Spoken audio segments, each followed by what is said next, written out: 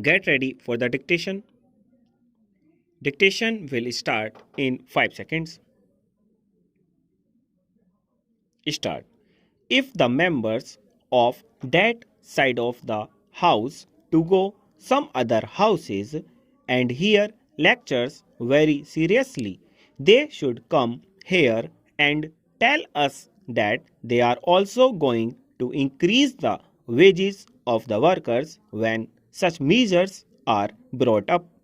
Such occasions are good occasions for them to begin to cultivate this thing because you have yet to learn the ABC of socialism first, and you cannot write a book or a poem or an article straightway, and we do not expect you to do it either.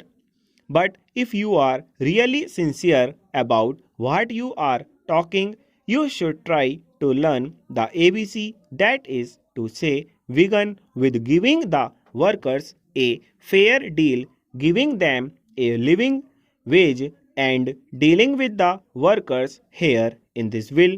You should make provisions for them. I do not suggest to the minister that in this bill there should be provision that so much wages shall be given to the rubber plantation worker or fix a scale and all that sort of thing.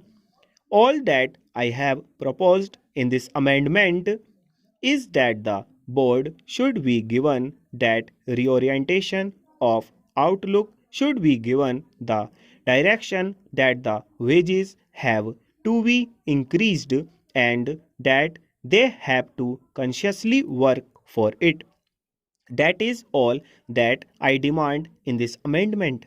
Sir, we do not like that our workers should be exploited by the pupil, and he will not deny because it has been pointed out from that side of the house also that huge profits are being amassed, that they cannot spend the money. The British who are earning out of this industry cannot spend the money with all their luxury and extravagance.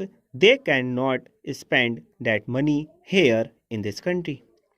They send this money abroad. Even then, they retain some money in their hands.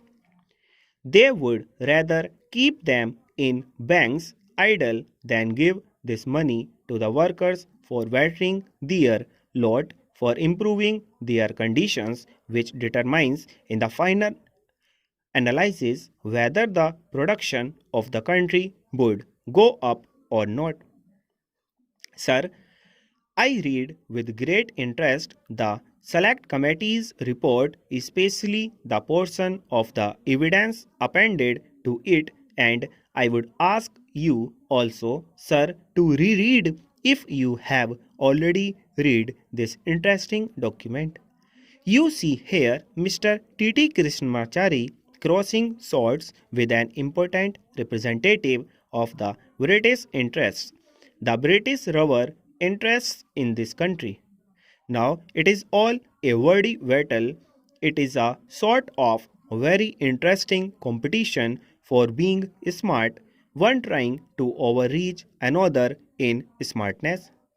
But at the same time, out of these discussions, it emerges that the British interests are totally unmindful of the interests of the workers, of the interests of the country as a whole, although the British gentleman who came here to give evidence spoke of national interests and all that. Here you will find many times stop.